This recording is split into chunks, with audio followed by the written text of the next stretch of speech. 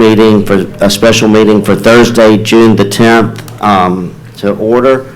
Our first order of business before we get started, I'd like to introduce our board. At the far end is John Avant, then Dick Snyder, Kathy Slagle is to my left, and I'm Anil Vera. So our first order of business is Hunter will, we've got a new secretary, so Thank you, to Board. appoint. We do, and Allie Knutson is here joining us. This is her second week, and she's already had a planning commission meeting, and this will be a board of adjustment meeting. So 2 in 1 week is quite literally throwing you in the deep end of the pool. But I would like to request to hand the baton over to her as your secretary, and if you would mind to make that formal.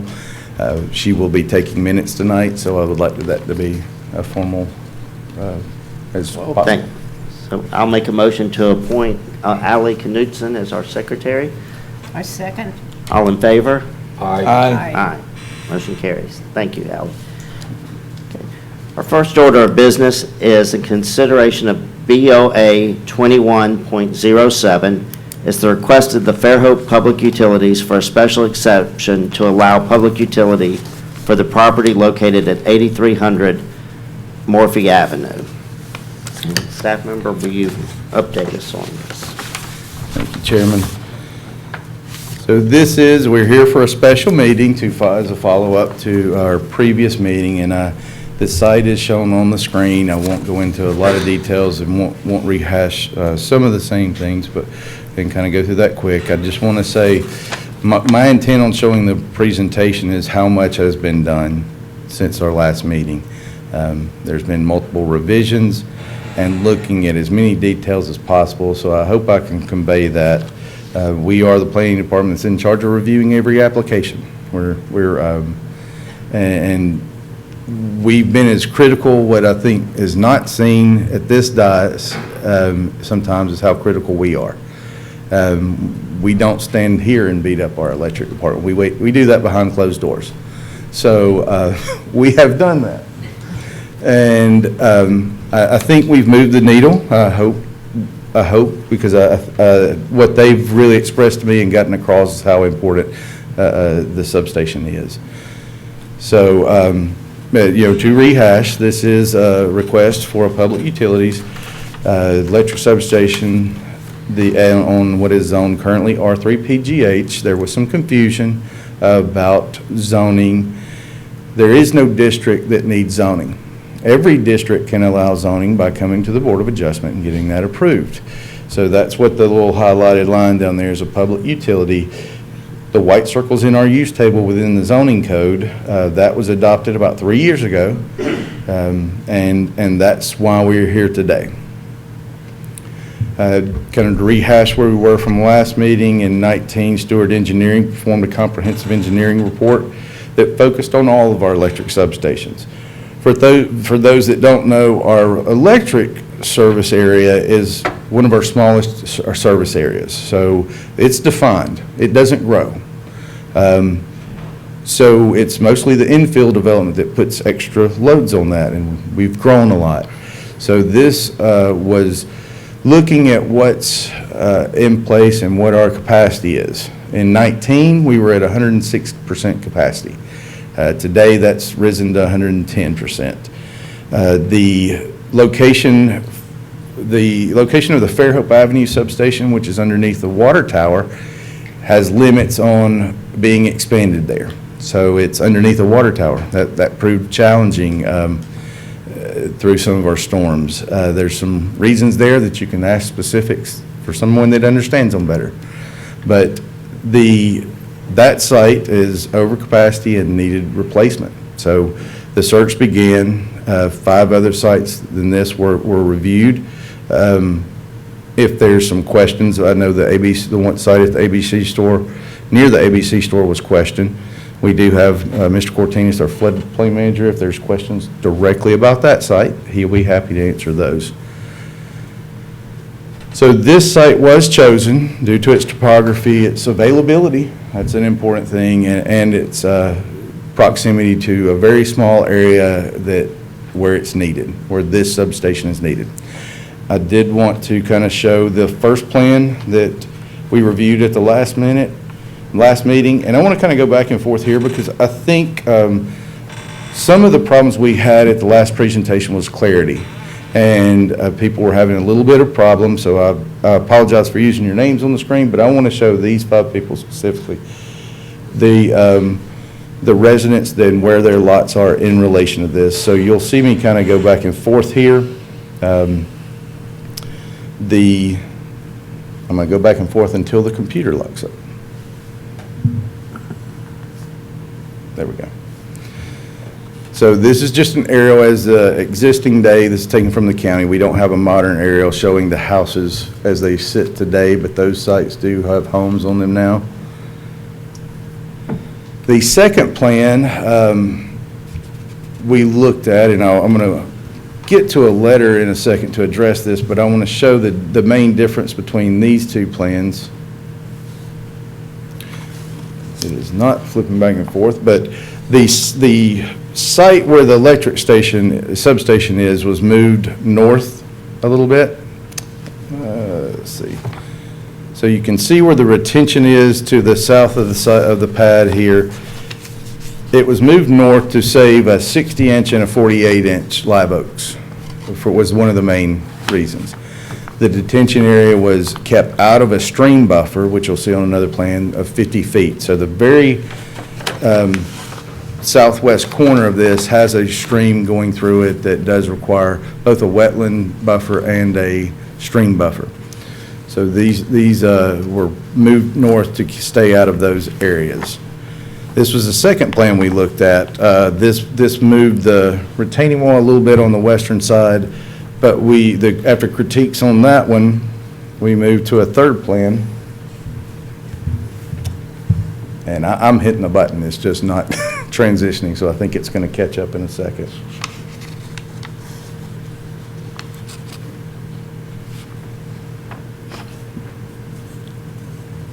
Thanks, Joe.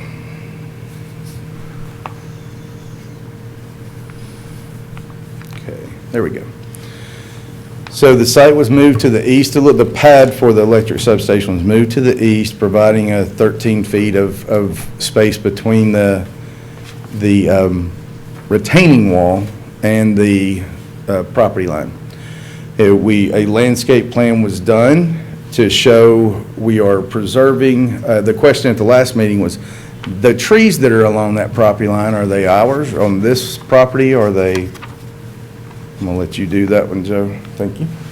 Were they ours, or were they on the other property? We did find out, and you'll see some, let's see, I'm going to come back to the revised plan.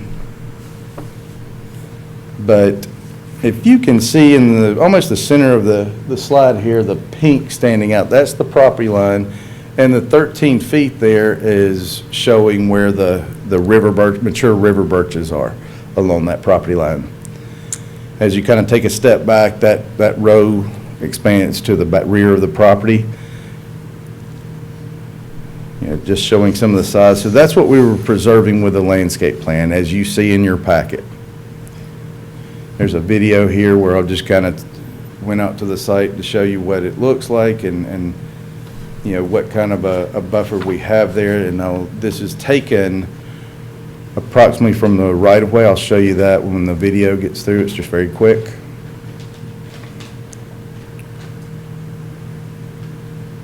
Okay. So the yellow star here in the upper part of this image is where that was taken, standing at that location. So I do want to just talk a little bit about your revisions that we've seen. One revision you've seen since we've seen the packet, we drove around this site, walked around the site, and even from the south, the live oaks do a pretty good job of screening there, but there are a couple of houses that can see the existing house. There's one line of sight that you can see the tarp on the existing house, so they surely can see an electric substation. There have been new trees added, cypress trees. It's in a wetland area, so they'll grow well there. can deal with the wet soils and provide a screen from that area. That's in the southwest corner of the site. There's also on this plan, within the 20-foot buffer, trees along Morphy Avenue. So there's also a screen for passersby, was our goal. There was some, after a site visit yesterday, there was a little bit of a challenging area where some storm damage near where Sally took down some of the trees. And there was a couple of houses, and I think that was the two houses north of the right-of-way. That was the Wimmers and Whites on the plan. And I know the Whites are here, so we had a chance to speak before the meeting. And there was a little bit of an area where the river birches were kind of thin there, and we might have been had a hard time getting some of the shrubs in. So the landscape architect expects 76 California sapphire cypress. Those are 30-foot tall trees, 20-foot wide, kind of go to the ground. An example of those are at the Nichols Street substation. There's a single row there. But what you don't see in your plans, and we actually, and the engineers were working last night getting those to me, and I'm trying to get them into a slide so we can show that. There was a couple of areas we were a little concerned about, so they went back to the drawing board and squeezed as much as we can get out of the inside of the site. So what you see here, what we originally had was 10 feet. We got 13 feet. Now there's 20 feet from the property line to the retaining wall. Then there'll be 5 feet, and then a 8-foot fence with screening. So in essence, what this does is give us more of an area to provide that screen, almost impenetrable, by having the mature overstory trees and then planting the understory. Those are spec'd out at 5 to 6 foot, 30 gallon. So with 76 of them, be able to get a decent amount of coverage. It's not going to be perfect day one. They're going to grow. They're not the slowest growing trees, but our goal there is to create an impenetrable visual barrier from the west side. There was some of the comments, and we tried to address most of the comments that came in since the last meeting. One of those was, what does this look like in a section? So for a section, what you would do is take a line across the site and show the topography and show where the trees were and show the scale. So the blue line shown on the screen would be a section line as it's seen here. So if you can follow that, there's a level black line, and then right above that, you can see how the grade changes where the retaining wall is, and as that moves to the east across the site. So the property line, can you see my mouse? Property line's here, moving from west to east. We've got the river birches, that's the scale. They're a 50 to 70 foot tall tree at maturity. The 30-foot California sapphire, and then, so 21 feet away, we have a retaining wall that is anywhere, I think, 6 feet at the highest. Are we still there? So 4 to 6 feet. You go up the retaining wall, and there's a 5-foot grass area, and then an 8-foot tall fence with a privacy screening. I don't know the exact heights of the substation. What I've shown here in red is just a block at about 38 foot tall. So we're trying to show the line of sight, how we're screening those areas. Of course, the electric substation is not a big box. So, and then as you move forward, the other side of the electric substation is where the 24-inch clearance would be. This is inside the fence, drive aisle there. You can see a people for scale, and then we have another fence. There's no retaining wall on this side. We have 10 foot and another, I can't remember the name of that shrub, but it works well within a 10 foot and creates another screen, and I think there was 42 of those along that side.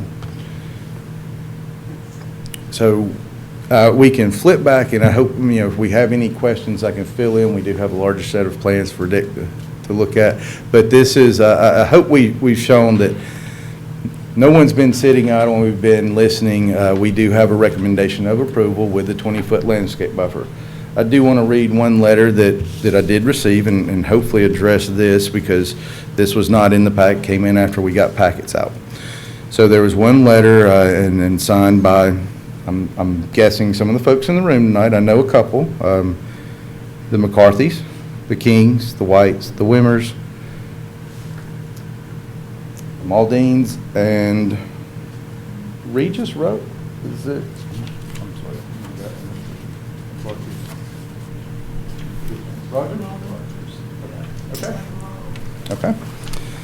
So this is to the chairman and the board. There was an attached letter, but we represent the interests of Fairhope residents and homeowners. As homeowners, we are concerned about the impact the substation will have on the enjoyment of our property and their resale values. We appreciate the city's efforts to preserve most existing trees on the west side of the lot bordering Salem Avenue and plant 75 additional mature evergreen trees. We have one further suggestion to reduce our burden. That is to return the substation to its original site deeper in the lot. The original location was changed to preserve wetlands. The new location unfortunately placed the site directly behind our homes, which, as you can imagine, is deeply unsettling. The good news is the wetlands turned out to be far smaller than thought. Thank you for your consideration. And it's a very reasonable request. And maybe we didn't do a good job of explaining the full reason of those. So this is the wetlands, this little area here. What we have in a requirement in the city is buffers. So we have an area here of 30 feet, I think, shown as a wetland buffer, and you can't build within that. We have a 50-foot stream buffer here.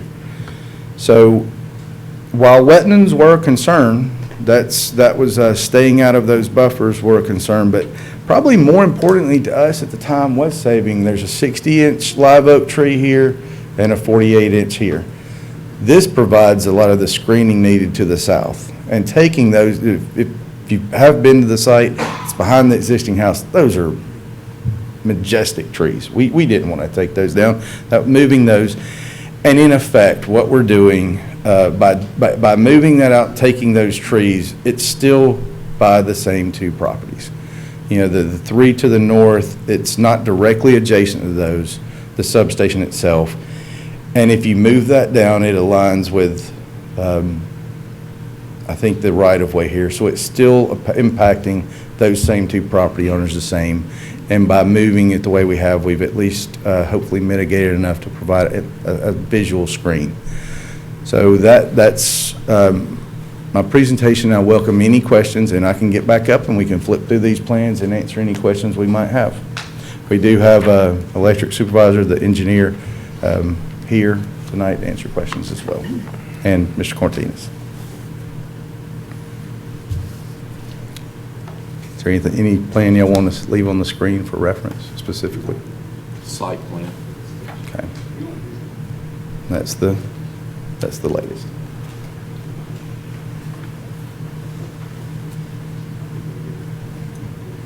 Is there any questions? I will open it to the public portion. Is there anybody from the public that would like to speak?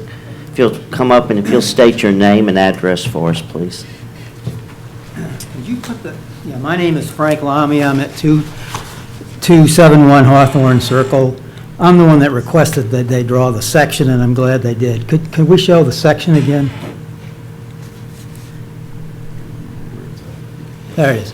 Okay, this is what I wanted to show.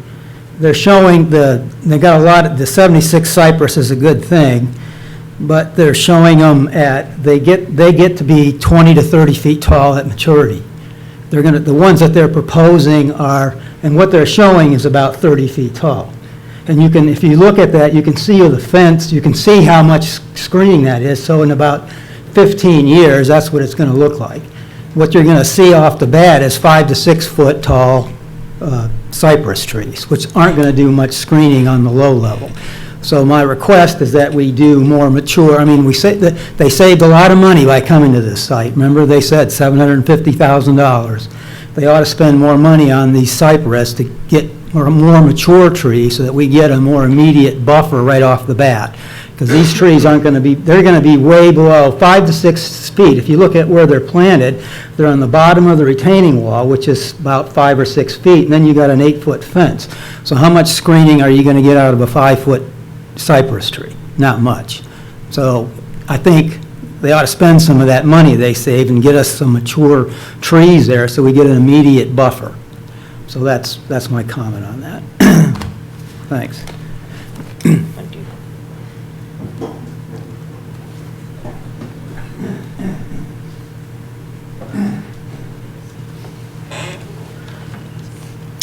Hi, good evening. My name is Andrew King, and I live at 539 Salem with my wife, Rebecca. And I have just a couple comments first, and then I have maybe some questions for the staff here.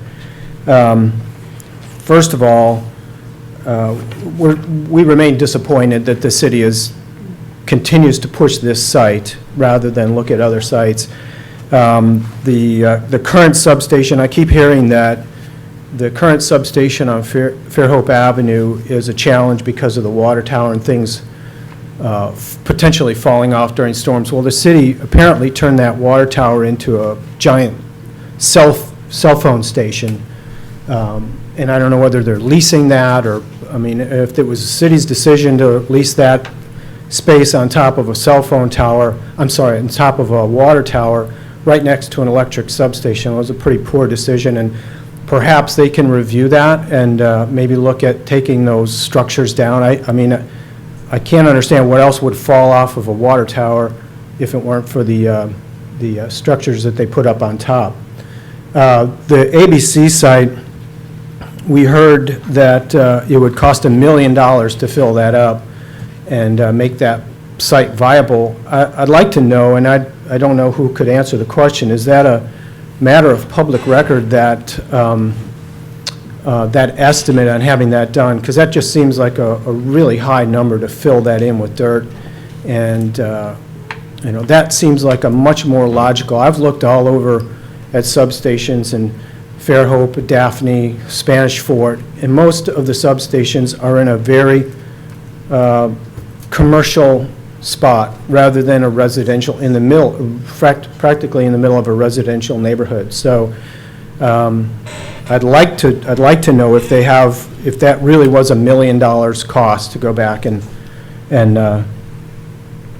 use that site rather than the one that we're currently looking at right now that's surrounded by, we keep looking at 5 houses here, but really it's not 5 houses. It's not just 5 members of our community here. Everybody in our community is going to be affected by this. You can see it from Scarlet, you can see it from Hawthorne Circle, you can see it from other streets as well. Anybody that's in our neighborhood has been driving by and looking at those blue tarps on that demolished house for a long, long time since Sally. So it isn't just those 5 houses. I know it seems we're the most impacted, but everybody in our community will be impacted by that, particularly when it comes to resale value. I'd like to know, I mean, my questions are, what assurances do we have that any of this work will actually be done in accordance with the plans? What recourse do we have as citizens if the city does not follow through? And I'll give you a little disappointing example that the property was purchased in April, and since April, you could probably see from some of those pictures, the site hasn't even been touched. We have a derelict house that's just sitting there, decaying. People are driving back and forth, pilfering things out of there. The grass is over a foot tall there. So, I mean, if they can't even get over there in 2 months to cut the grass to keep it looking decent as a potential site, what assurances do we have that any of this stuff is going to get done, and what do we do if it's not done? I mean, I've looked at the substations around the city. The trees around, as Frank just pointed out, are this tall. There's a 10-foot fence, 8-foot fence, and the trees are this tall. It doesn't hide that landscape. It doesn't hide anything. So, I guess I'd like to know, can anybody tell me what we can do if the city doesn't follow through with this landscape plan? No? Okay. Can the city give us an example of another substation adjacent to a subdivision or community of homes? I've not found an example. Does anybody have an example of another substation that's around in our community next to a subdivision? And next to residential homes, we have to. Mr. Chairman, I just want to make clear, Yeah. if they're expecting answers right now, if you want to ask those now, or if you want to wait till the public hearing's closed and ask us all at the same time, that's Well, typically what we do. Yeah, why don't we answer those, Okay. if you'll make a list of the I got a questions. list. Okay, thank you, that's fine. We haven't talked about, I mean, we saw the plan in a couple different perspectives. Is there going to be lighting at that facility? And if there is lighting to keep that lit at night for safety purposes, what is the illumination on that? And how will that be shaded from our community? And I guess I'll just close with, I'd love to see us work a little bit harder as a city to try to come up with another location, a better opportunity to put it in more of a commercial area than a residential community where we are. I mean, I know we're trying to put trees up along Morphe. If you drive 35 miles an hour down Morphe, you're past it in not even a second. So all of the emphasis needs to be put on screening the community from this site, really not really from Morphe. That's not the issue. Thank you.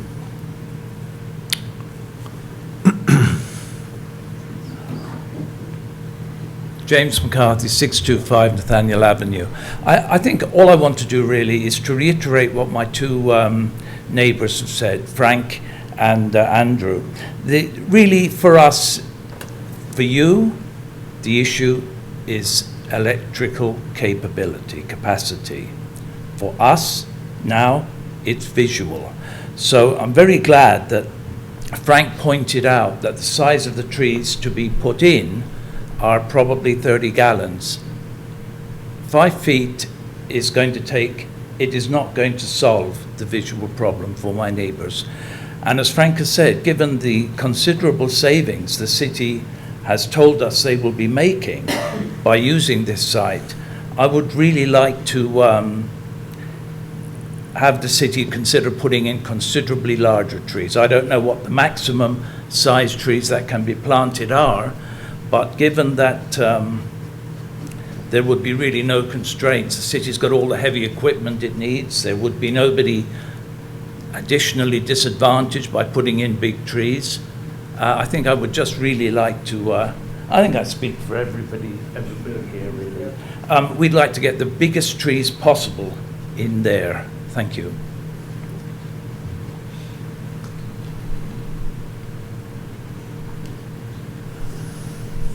My name is Trey Canada. I live at 522 Salem. Could we get the main plan back up? Yeah, that's the one. Thanks. First, I did have a couple questions that if maybe these could be addressed. Well, I just want to confirm a couple things. I know the third plan called for that it was going to be a 13-foot between the property line and the fence. Are you now saying it's 21 feet? It was 13 feet from the property line and the retaining wall, the fence would have been 18. So now it's, and then the substation would have been 38. We're now 20 foot from the retaining wall, 25 to the fence, and 45 to the actual site. And all that tree line on the western edge of the property line, that's going to be preserved, the river birches? Okay. I do appreciate the efforts that it seems the city has gone, but I think, you know, you're not ever going to make us happy, okay? Because nobody wants a substation in their backyard. Any one of you, if there was a substation that was going to be, and like as you see, I'm Canada, so it's directly behind mine and my neighbor Nan. You know, we're the ones that are, you know, it's right behind us. And I mean, I already have a small backyard. I've got that culvert that cuts across it. So, I mean, I'm never going to be happy with this. I don't think any of you would be either. And so when you're voting and deciding what to do, I just want you to think, what would you do? What would you want to happen if this substation was to be put directly behind your house? I don't think anybody here would say, hey, yeah, build it. We're okay with that, because nobody is. There's going to be noise. There's going to be light possibly. There's going to be possible adverse health effects. There's all these things. There were 5 other sites that were considered. We've only heard about one of those sites, the ABC site. What are the other 4 sites that the city considered? I would like them to get up and explain what sites, other sites they considered. Why was this one the cream of the crop, the rose to the top? You know, what other sites were that could be considered? And I just ask you to, you know, vote against this. Nobody wants this in their backyard. None of y'all want it in your backyard. We don't want it in ours, regardless of any landscaping they do. So, thanks.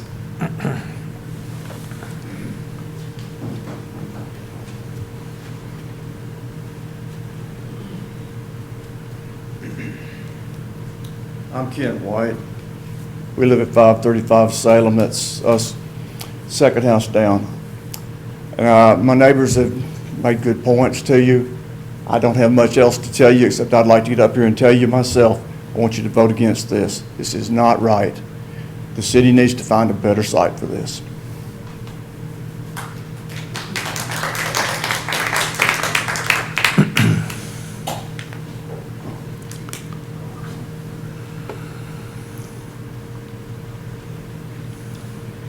Francis Rip Report, 22985 High Ridge Road. Let's go back and look at a little bit of history. In 2015, the city substations and septic lift stations were failing, and they were causing quite a bit of problems. The infrastructure had been overlooked for quite some time. 2016, we had an election. 2017, put on the table was the substations and the lift stations. Volanta was supposed to be the last one not done, not Gayfer, okay? In 18, 19, I know, I was at meetings where we talked about nothing but behind the ABC store, okay? That's what the history of it is where that was going to go. This location that you're looking at is 3 weeks old, as far as the residents know. Oh, and let me be sure of that. I'm speaking for myself, not the neighborhood. So don't hold the neighborhood, responsible for something that I may say. I'm telling you what my observations have been from coming here. Now, when the city comes to you for permission, they could come to you before any of this. But they didn't. The property was listed for $290,000. It sold for $250,000. I'm very curious as why it went down $40,000 in the Fairhope market. Is that a commission that went somewhere? I don't know. On April 12, 21, the council approved the purchase of this property under number 24 for property to be purchased on Gayfer Avenue for utility infrastructure. No address, no utility. Nobody knew where that was going to go. This happens with council all the time, and the LLCs, that's another little stunt they pull. But nothing, no one told the neighbors, no one ever sent any notices or anything else. And no one said what the specific utility, your agenda tonight says 8300 Gayfer Avenue. Morphe, but not the city. The city didn't do that. There was no application filed with you before they did all of this. They have hired a contractor with no approval yet. They've hired an engineer, a site engineer, because they had to hire one because our utility director that was formerly here was an engineer. He's not here anymore, so now we have to hire an engineer. The previous engineer and director of the utilities never, ever considered this site. It never came up. It was always the ABC store. $1 million to fill the hole, and we're saving $750,000? Bull. Bull. That is a bunch of bull. And let's say it does cost $1 million to fill it. We got $2.65 million worth of land out there, recreation land, that we're leasing for $9,000 a year. So we can go out there and take a quarter acre of that land and fill the hole if that's a problem. But that isn't what was going to happen. They were not talking about filling the entire detention pond. They're only talking about filling a part of it. And, the gentleman made the point of commercial. You're sandwiching this in a single-family residential area. Single family on one side, single family on the other side, and surrounding it.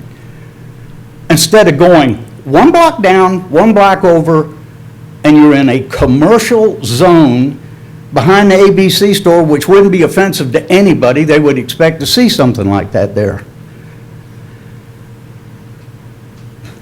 Here's another thing. I know there's people in this room that have been here long enough that they have seen 3 comprehensive plans already in this city in the last 15, 20 years. We're now going to update our comprehensive plan for the 4th time. I can tell you in the 3 previous ones, that does not appear in the comprehensive plan. That is about as far away from having any comprehensive plan that you can have. And as far as the citizens being concerned about the right-of-ways, they better be ready, because you see what happened at Publix? They took out the county, they took out the city, they graded everything away. And it's taken all these years before it grew back up again.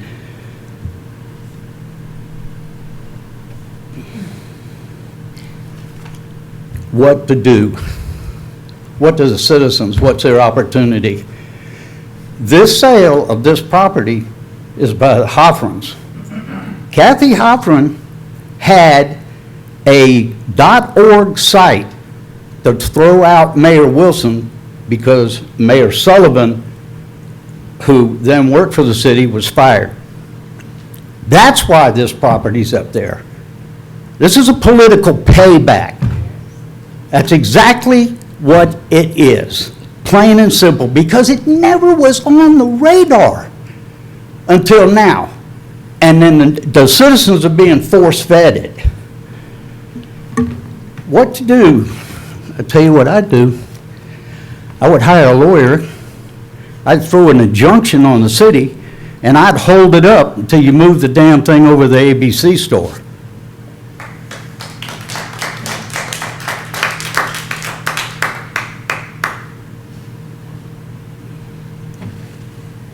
Anybody else from the public portion would like to speak?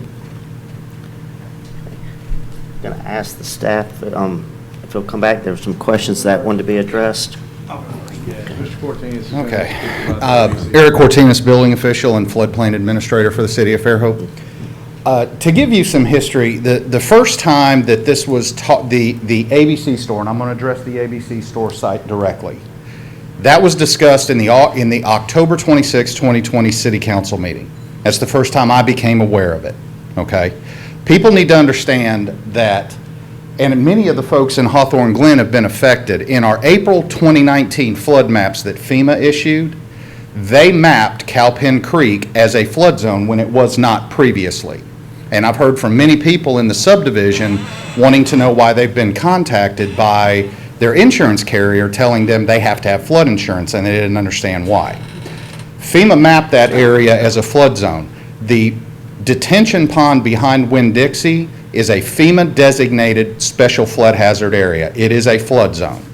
Per the city's own flood damage prevention ordinance, it is prohibited to put a critical facility in a flood zone. The filling that would have to occur, and I don't know the numbers because I didn't see those numbers, but what would end up having to happen is the only way that it could possibly be built there is to fill the site, build a retaining wall, submit or have an engineer submit a letter of map revision or a letter of map amendment to FEMA to try to have that area removed from the flood maps and then sent to Region 4 in Atlanta for them to evaluate whether or not it needed to come off. So, and I don't know about any other sites that were talked about, but as soon as I heard about the Winn-Dixie site, I brought it to the attention of our electrical superintendent, and I went back and checked my emails. That was November 2nd of 2020 when I sent the email. And I sent an aerial photograph showing this detention pond is a declared FEMA flood zone, and the substation cannot go there unless you remove it from the floodplain. So my guess, and I have not seen estimates on what it would cost to fill, but my guess is it would be a high cost to be able to fill it to an extent where it is adequately above what would be the base flood elevation in that pond, and then having to have an engineer submit a letter of map revision. So to a large degree, I will be the one to tell you that I brought that issue up and urged them with everything I had to remove it from the ABC site, because it's just a terrible idea to put an electrical substation in a flood zone. We can't do that, and it's illegal according to the city's own flood damage prevention ordinance. So those are the issues that come into play with that site. If you look at this site, there's these lines back on the backside. That is a wetland line. This is actually a flood zone. That's where the flood zone stops, which is why this site was sited where it was. It is out of a flood zone, and we have a detention pond buffering between the edge of the flood zone and the site. So as far as the practical use and the protection of the site, this is the location. That's why this was placed where it was within this property, is to get it away from the environmental concerns and to get it away from the flood zone concerns. So if you have any questions, I'll be happy to answer those. Okay.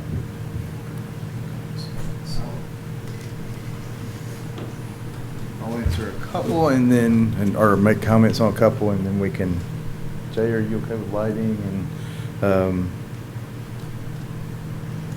y'all might have to tag team on the other electrical substations in a residential neighborhood. But what I can tell you, the larger trees, I do want to bring up, what was discussed at the last meeting, that there will be, there's been large shrubs on the site that where we're taking down the house, where we're clearing out some other areas. So we've already committed to move some of those larger mature shrubs, move those over. I don't know what the count on that is, but you can certainly make a condition of approval that we look at different, upsizing these shrubs. That's a viable option. I'm in the planning department. I don't know anything about maintaining grass, but I will certainly pass that along about maintaining the grass on that site. Examples of other electric substations. There's one that just went in next to R6 on Nichols. There's an existing one right there next to residential, been there for quite some time. The ABC store, we talk about commercial residential. There's commercial across Morphe from this site. There was commercial there at the ABC store. There was also residential adjacent to it. There's a residential adjacent to this site. Is it in the colony where Riviera has their substation next to south of town? They have a much larger substation that's... No, Twin Beach substation is near a residential area. I don't want to speak for them, but I can tell you it does no good putting electric substation out on farmlands, because this is where we need it. This is where our electric service area is. There's no place that's not going to be near residential. I mean, that's if you look at our zoning map, it's kind of a hodgepodge of where residential is and where commercial is. That's and then we kind of take in the small geographic area where the study says it's needed. So, there's a limited selections, but they can answer some more of those. I don't know lighting on the site, so I'll ask the engineer with Dewberry to address lighting on the site, and if either one of you want to address the questions about the cell tower on the water tower. And do y'all have any other questions? Yes, I do. Okay. Hunter. Yes, sir. I think it's real important, and I'm listening to the Rustins, but it's very important about the buffer. Mm-hmm. In a 30-gallon tree, is it 5 feet tall, or how tall is it? The landscape, the plans do show a 30-gallon. On this side, there's multiple trees, so there's other trees, other shrubs, but the majority within the western buffer are spec'd out as California sapphire cypress, which it's not quite a Christmas tree shape, a little bit fuller at the top, but they do grow 30 foot at maturity and 20 foot wide, but spec'd out says 30 gallons, 5 to 6 foot. And anybody in the business right now, whether it's concrete, lumber, and plant materials included, we have people coming in from Texas buying up all of our plants. It's hard, so, again, you make that condition and we'll make it happen. Well, I think it's very important, out of sight, out of mind, but anyhow, Yeah. I would cover that as well. Sure. Thank you for everything. Yep. Okay. Questions? The cell tower or the water tower? So Fairhope Avenue, If you look at Fair Avenue. Would you state your name Oh, so my our bad. audience Excuse me, online can everybody, I'm tell you? Jeremy Morgan, I'm the interim superintendent of Fair Electric. So Fair Avenue's where it's at, it's next to the Fair Avenue Water Tower. And if you look at that site where it's placed, the water tower is north of it, and there's a well to the south of it. So it's not going to expand anyway. We can't move it anywhere. Even if you took the antennas off the top of the tower, what we had an issue with was approach distance. That tower is going to be painted again in a few, I don't know how many years, 10 years, 20 years from now, but when it does, they've got to drop cables, they've got to cover it. We were really within our approach distance of being in contact. This time, we had to move the fence. It's just really tight in there. It's not safe for anybody. It's not safe for the workers or anything. So that's the reason why. And I know everybody's talking about moving this site here and there. You've got to understand, we've looked at several sites. I wish Jack or Mayor was here, but there's a site, 2 more sites on Morphe. I think another site they looked at. They're not for sale. They wasn't even available. Nobody would come off of them. So that's what I was told, and that's why I'm not involved in that, of course, just being the superintendent, so that's on their end. But you got to look at where our 46 lines are at. You can't go outside of the 46. I think I mentioned this to you guys last time. There's only a certain place that the substation can go where you can get that 46 to feed that transformer and step it down to feed the distribution. And so that kind of binds us. Can't be too close to Valana, can't be too close to Nichols, or else it does no good to have it at all. So. Is there any other questions on there that I can help answer? Oh, the lighting, yes, ma'am. So I don't know what Jay's going to say, but I know the engineer that designed substation work, you have to have lighting in the substation for security reasons, so that you can be able to see, and if you have trouble in there, you got to go be able to see what you're doing. You're not going to walk into a darkened substation. So there are LED lights in there. That is going to be up to us to be able to design those lights, whatever we put on there, to be safe and efficient. We have diverters now that we would definitely put on that to keep that light from the west side of that. That would divert the light down and into the sub. So there's plenty of options out there for lighting, but we would definitely keep it to a minimal and keep it to where it's safe for us, employees working in there. What else you got? That's it. All right, thank you. And that is an option, I think, Jay, you want to talk about, that could be a condition, because there's shields you can put on lights to keep it, where it is. I'm Jay Robertson with Sawgrass Consulting. Yeah, as Jeremy was saying, there's some shields and different deflectors that you can put on the LED lights to reduce the light pollution that'll be around the site and focus the light more down and not out away from the site. But I'll be glad to answer any questions you also have about the site layout or any grading or drainage portion that I did. I have just one comment. Yes, sir. I think the movements that you've made so far that the city has done after 4 reviews, very thorough reviews, I might add. I've been on the zoning board for a while, and I can say that I think they've tried to accommodate most of the comments that have been made. The one thing that I don't think they've addressed is that for all of you that live here in Fairhope, what I would like to see is less building. Well, try and get that approved. There is no way we're going to stop it. Hawthorne wasn't there when I first moved in. And I can tell you this, there's no, it's a shame that it's going there and that it has to be in that spot. But my point is, what do you expect from a city or from a state or the national? Everybody's got a complaint about any new thing coming in. They don't like pipelines. They don't want any more hydropower. Nobody wants to see another shopping center built because, gee, don't you know, I don't want all that traffic. Well, there's nothing you can do about it. The place is very desirable. It's a wonderful site. There's nothing, I absolutely am going to die here. It's that simple. I will not move. I've lived in 2 or 3 places, and I can tell you this. This is the place to live.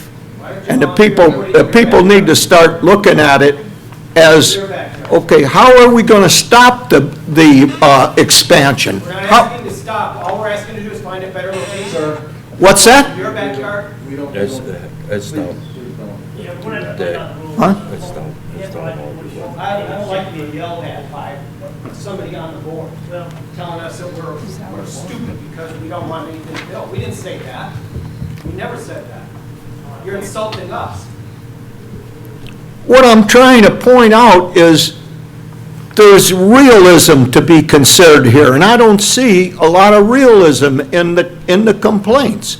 I recognize that they didn't make a good job of letting everybody know that they were going to do this. They looked at 6 sites. 6 sites were looked at. The mayor explained that to us in the last meeting. And each one of them was turned down for one reason, or for maybe many reasons. But the point is, they've gone through this. They started working on this 3 years ago. I've gone back through it. I've walked the spot. Where you'd like to move it, to behind the ABC store, is ridiculous. The flood alone will flood the half of the subdivision that you're arguing about, the Hawthorne subdivision, because the creek runs right down there. There's only, there's nothing you can do with water once it falls out of the sky. And I'm not sure that you're all being reasonable about this. I think they've made a very commendable attempt to address some of the problems. Now, the fact that you can't get 30-foot trees to hide the fences and so on, take a look by the one that's on Nichols Avenue. They put the slatting into the fencing. It looks I don't know if anybody that drives around the neighborhood and looks at the top, at the roofs of houses and everything. Most of them are looking at eyesight level. And a lot of that's going to be hidden. And no matter where you move it, you're going to have some people interfere. So that's my only point. I'm a member of... The issue, sir, is transparency, and there has been none. In fact, if anything, the city made sure nobody knew what the hell was going on till the last minute, and that is documented. I think public speaking time is over. And I gotta commend the board for a second, because it's hard to turn the city down and come up to the next meeting. Y'all did that last month. If it was there was trying to force something through, there was an opportunity to pass it without comments. I have one quick question. Sure. The planning, or how long does this substation take, or what's our timeline on this? I can answer that one on the Okay. installation. The contractor, I believe, is in town, is finishing Nichols. So within the next year, it will be up and running? Okay. So the gentleman mentioned that, I'm sorry, excuse me, that Valana was slated to be done last. That is correct. Because this site was not prepared or anybody moved forward with getting this location for us going, then to keep them in town without losing money and having them charge us for, being behind schedule, we decided to move them to Valana. We shifted all the load off. Valana's now demolished, and they're there working. They'll be there through the, hoping mid-July, we'll be able to get that back on and going, mid-July, late July. And right after that, they would like to try to move into, I know there's probably going to be some delay, but they'd like to move into the Morphe site and get started on it. The actual time, if you look at Nichols, they're pretty quick and they're good. That's why we want to keep them here, because they're probably the best contractor crew with substations. And so it'll be pretty fast. So like if you don't do this, what happens? People just don't have power? That's a possibility. I'm not gonna lie to you. The loads are getting up there where it's pretty scary. You'll probably still have power, but we're really playing it by ear, year after year. Every time we slow this down, put this off, we're putting ourselves in a horrible bind. I know I'd hate to, we're looking at affecting these few people. I understand. I said this last time, but it's not just this community. If that substation goes down, that's 110% already overloaded. It's going to affect a lot more than that, thousands more than that. So, Thank you. yes, sir. Yeah, go ahead. We're still in the public hearing. No, we closed the public portion. I would like to address the question somebody asked, what recourse do they have if the plantings are not completed? What is their recourse, or how can we be sure that it's followed through according to this or even taller trees? What is the recourse for the public? I really don't know the answer to that one. I don't think we're, I mean, so can you it think be? that we're not gonna do what we're saying on the planning, and that's kind of I mean, they're lawyers. I mean, I guess that would be an option. We don't have a department that looks at, you city, you didn't plant your trees. There would have to be a permit. Every project built in the city has a permit, even if our city utilities are building it. So, but there's not a public review process. So in the world that I'm used to from planning department, we have planning commission cases, we have these. There's always that public appeal process. Once you have construction, it's just a complaint like you have a neighbor or a civil. You go to the circuit court and file a civil complaint against your neighbor. That's if somebody builds something too high with a, or a fence that's illegal, that's the recourse. So that becomes a civil matter that needs to be handled in that appropriate arena. And we've had some experience with that since I've been on the board. There's been a number of people that have challenged some of the decisions that the city has made. And the city attorney's office will be happy to give you the results of some of them. I know that a couple of them have been reversed, that I'm aware of, that came to our board. I happened to vote on them at the time. Mr. Chairman? Okay, yes. Could I ask Hunter to bring up another example? Sure. If you could bring up the section, the cross-section of, yes, thank you so much.